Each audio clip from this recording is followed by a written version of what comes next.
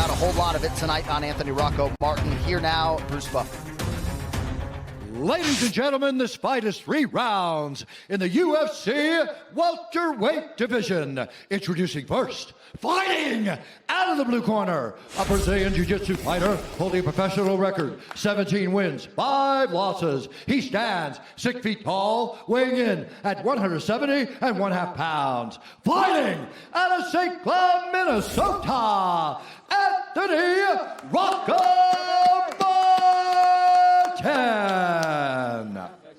And now introducing his opponent, fighting out of the red corner, a mixed martial artist holding a professional record, 22 wins, 8 losses. He stands 6 feet 3 inches tall, weighing in at 171 pounds. Fighting out of Denver, Colorado, the Haitian sensation, Neil Mэгni. And when the action begins, our referee in charge, Mark Smith.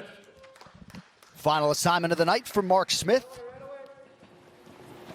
The beautiful Luciana Andrade with us tonight in Las Vegas, Nevada. Anthony Rocco Martin, a slight plus 115 underdog tonight per Caesars Palace here in Vegas, taking on the minus 135 favorite. Fight's on.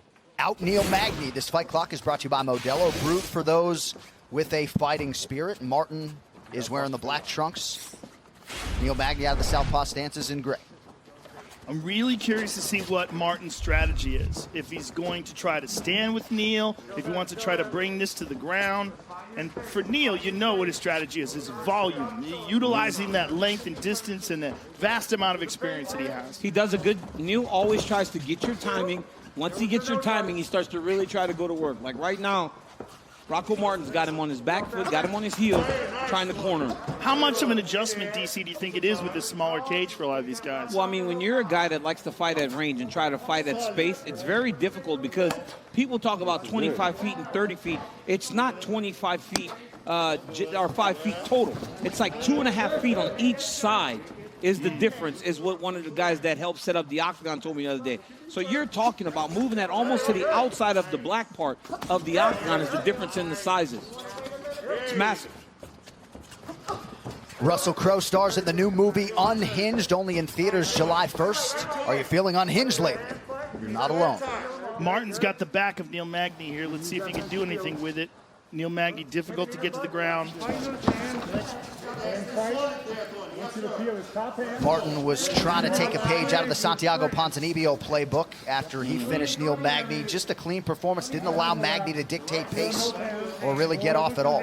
Well, Martin is a black belt in Brazilian Jiu-Jitsu, and we've seen Neil Mэгni submitted by Rafael dos Anjos and by Damian Maia. Yep. Two really elite top of the food chain black belts there. Mm-hmm.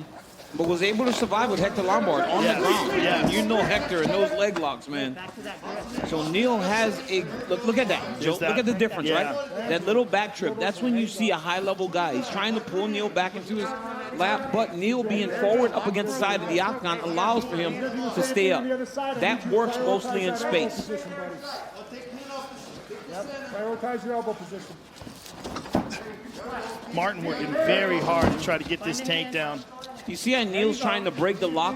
If he's smart, he would put 2 hands to one and start isolating that wrist on the way out. He's trying to keep 1 hand on the wrist as he breaks it. He needs to get 2 on it. Now he needs to move Anthony's head back inside like that, and now he's facing. Been a huge year for Elevation Fight Team. Gaethje, Dober, Overeem. Neil Mэгni trying to continue that success tonight, but getting controlled in the clinch here by Martin early. I like that sharp palm strike in tight like that where you can't land a punch. Martin's doing a really good job of keeping all his weight forward into Neil Mэгni, pressing him up against the side of the octagon, and just really controlling him. Decided to let him out.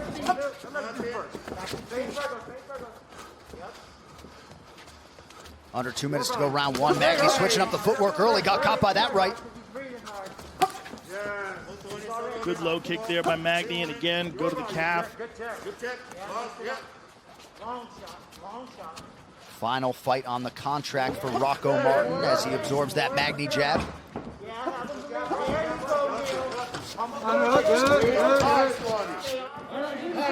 Martin looks stronger to your point, DC. Yeah, he does. He looks strong. He's really controlling Neil Magny along the side of the octagon.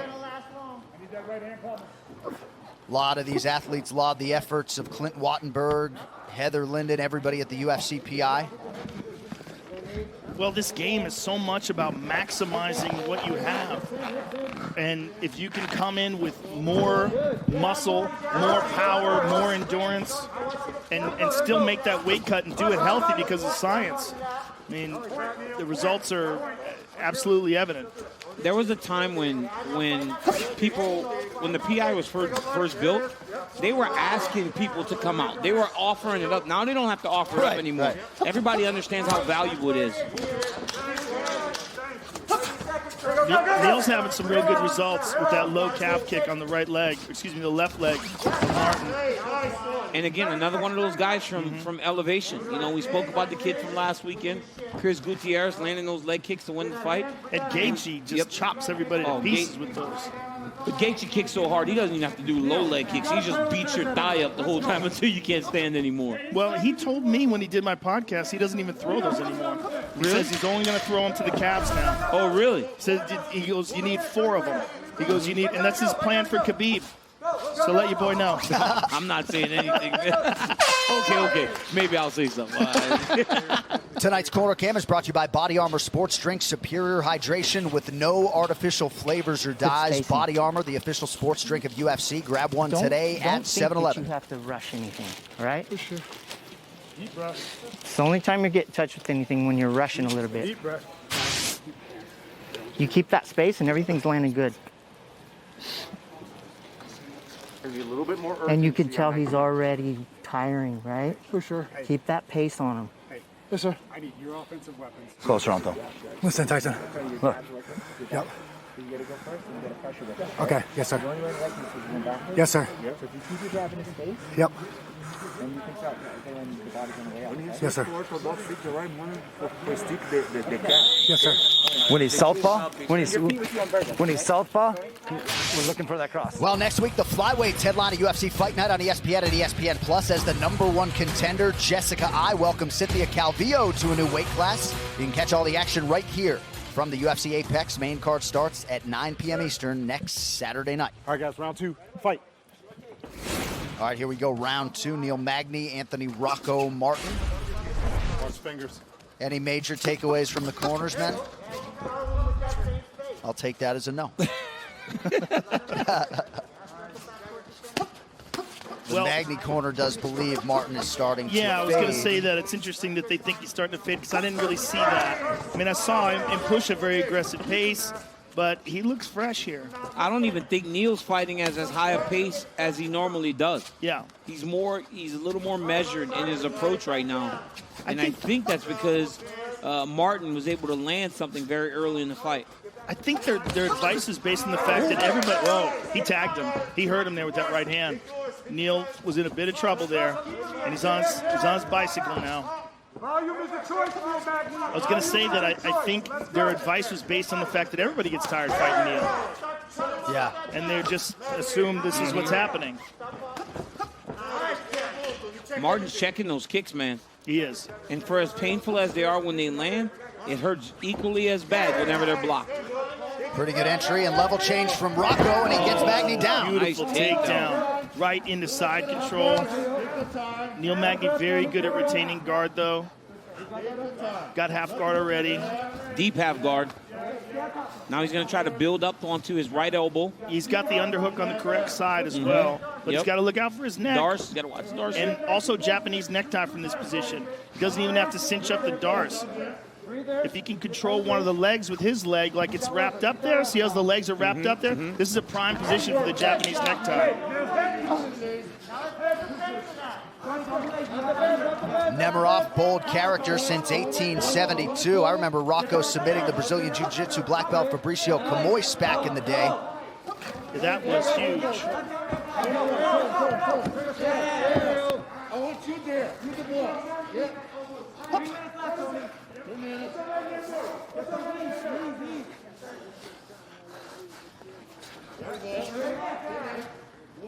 back to the center of the octagon. About 2 minutes have gone by here, round 2.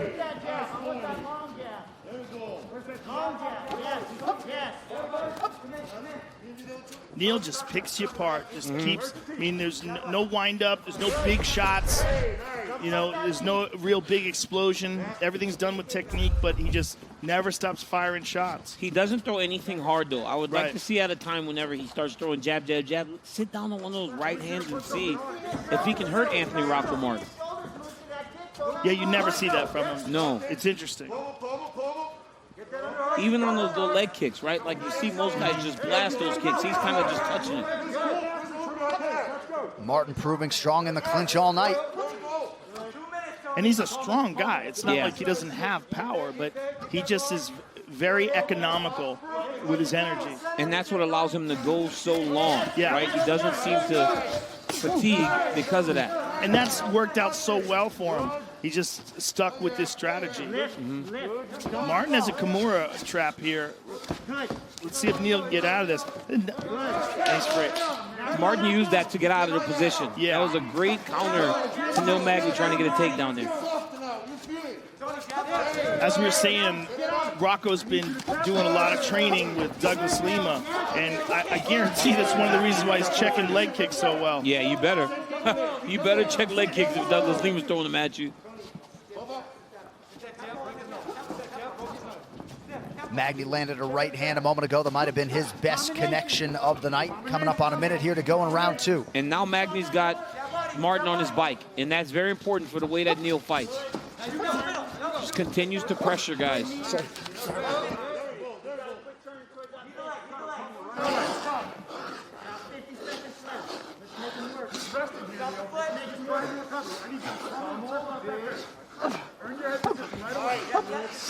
Martin, it would be easier for Martin to control this position if he uses his head to break the posture of Magny. Also, slide his right knee up inside.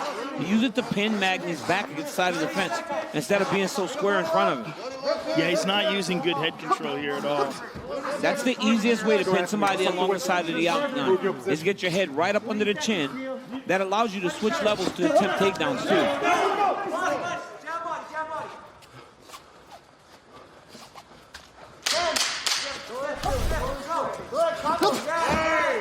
The fighters exchange low kicks towards the end of the round. All right, 10 minutes in the can. Tonight's Corner Cam brought to you by Body Armor Sports Drink. Superior hydration with no artificial flavors or dyes. Body Armor, the official sports drink of UFC. Grab one today at 7-Eleven. Step on his feet a little bit, stomp his feet, get him thinking, and pull him off and start reaping. Yeah. He's squaring up a little bit. And take a breath. Step on his foot, Tony, when you got him against the fence. Yep. Guys, just space out a little bit. Okay. Thank you. Thank you. Here's the big overhand right that really stung Neil Magny. You see Neil immediately covering up. And here's a big takedown by Martin. And here Magny comes back with a very nice right hand, perfectly placed. But that's one of those times, right? If he just sits down on that, he might be able to get some real damage off on the guy. All right, round 3 brought to you by P3, the official protein snack of UFC. You saw the longtime chief corner of Anthony Rocco Martin, Brock Larson, pretty encouraged by the first 2 rounds. Magny urgent here to begin round 3. Just really putting that pressure on Martin here. Because you sensed at the end of the second that Rocco was having some big, deep breaths and just reacting to the pace. You know, when Rocco's trying to hit Neil, he's trying to really explode and put a lot of energy into it. Whereas Neil is so economical, and that's always been one of his big strengths. Yeah, for sure. But even that outside kick there, right? Little light kick by Neil, but when Anthony throws that same kick, he throws it so much harder. But that's also why he's a little tired. But, I mean, he may be up 2 rounds to 0. Yes. And if you're going to be that guy that fights at such a high pace but not really put any real damaging thoughts into your shots, how do you finish a fight in the third round if you're down? Right. Well, pressure. Unless he just overwhelms him to the point that Anthony just falls down. But it doesn't look like he's going to do that. He is putting some real pressure. Man, Rocco's got his mouth open right now. Yeah. He's taking some big, deep breaths, and we got a lot of time to go in this round. Oh, nice. But again, touched him with that right hand, right? He needs to start throwing those with some intent. Mэгni still hasn't been able to take Martin down thus far. Interesting that he's trying, though. Interesting that this is a part of his strategy. And I think it could be just that he wants Rocco to wrestle. Force him to wrestle, really wear him out. And try to fatigue him. Yeah, Magni's whole game is really about pushing you to a place that you're not used to or uncomfortable being in. Yeah. And then he takes over. Yeah, he's a vampire. He just sucks your blood. Pretty good elbow out of the break. Now a jab from Mэгni as we come up on 3 minutes here to go in the fight. This fight is really going in Neil's favor now. Yeah. It's swinging in his direction. That's a nice right hand. Yeah. Every fight for Neil Mэгni should be a 5-round fight.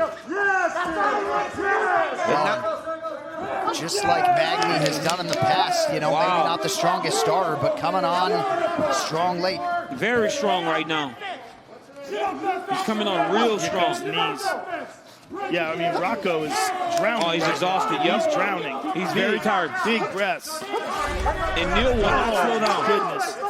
Neil's Look at Neil Mэгni. His endurance, I mean, his style is so impressive. And this is vintage. Output. This is vintage Neil Mэгni. He doesn't even look like he's breathing heavy. Yep, nothing. And he can just keep going. I mean, it's all of how much defense does Rocco have, how much can he absorb. This is very good for Rocco here, though. Trying to get close, slow Neil Mэгni down, not allow him to have his back to the center of the octagon, just pressuring forward. But it's also a lot of energy. Look how he's separated with a big, deep breath, whereas Neil's fine. Oh, my goodness. Oh, my goodness. Neil's just putting it. Oh, nice right hand by Mэгni. That was a big shot there. Fence comes up on you quickly in the 25-footer. I mean, Mэгni is really separating himself in this round. The question is it too little, too late? Oh, but I think the first 2 rounds were close, Joe. I'm not saying, I can't say for sure that Martin won those 2 rounds, but if you're Mэгni and they're that close, you would feel like you need a big 3rd round, and that's exactly what he's having right now. Or Martin. I mean, this is a very close fight. Hard to judge. 1 minute, 1 minute, let's go. I'll tell you what's not hard to judge this 3rd round. No, this is all Neil Mэгni.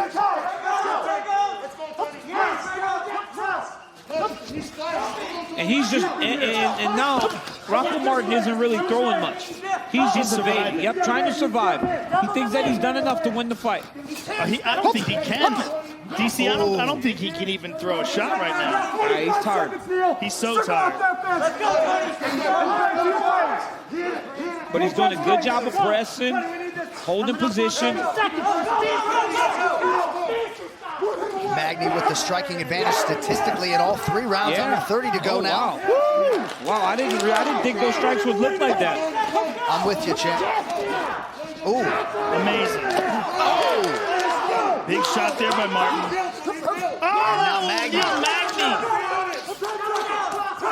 Wow, Now Neil Mэгni. good measure, yeah. What a 3rd round by Neil Mэгni. Beautiful head movement as well. Is that it? Was that? I was like, what was that? Oh, that was a false bell.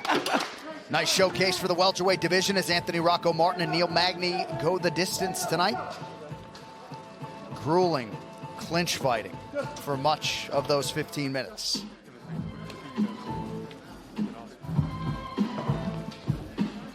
And look at Neil Mэгni, barely out of breath. Yeah, he's a 5-round fighter. Let's look back at some of the action. This fight replay is brought to you by Nemiroff, bold character since 1872. That's exactly what I was going to say, John. But this fight was all back and forth. Mэгni landed a lot of these low leg kicks, but so did Anthony Rocco Martin. I mean, he landed a lot of shots. But right here, you see, this is the part of the fight where Neil Mэгni was starting to take over. This is the 3rd round. Nice jab, counter right hand, knees to the body from against the side of the octagon. I thought this was a very close fight, but looking back at those numbers, it looked like Neil Magny might have won all 3 rounds. If you go by strikes, I thought those first 2 rounds were very, very close. Well, Rocco definitely hit him with some big shots. And the real question is, how much does that count versus how much does a 3rd round that's that dominant by Neil Magny? You could, I mean, Rocco wasn't on the verge of being taken out, but you could make an argument that that's a bigger difference than just a 10-9. And if you read the new language, Joe, that very much would qualify as a 10-8. All right, let's see how the 3 judges saw it. Here's Bruce Buffer. Ladies and gentlemen, after 3 rounds, we go to the judges' scorecards for a decision. The judges score the contest 30-27, 30-27, and 29-28 for the winner by unanimous decision, the Haitian Sensation.